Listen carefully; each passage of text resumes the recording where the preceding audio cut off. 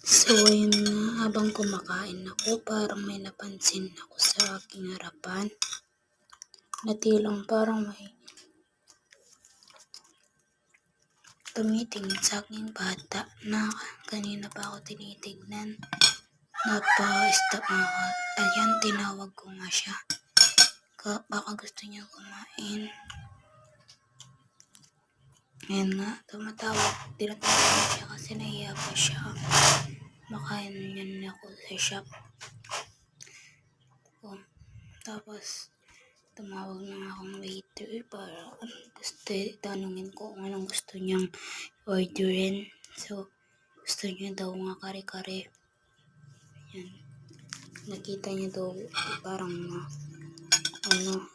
masarap yan. Tapos sabi ko, wait mo lang, order mo. Yan nga. Patuloy lang namin yung pagkakain namin. Yan, kumakain na kami. Ay, dumating na nga pala yung order niya pagka lipas ng 5 minuto. Yan nga.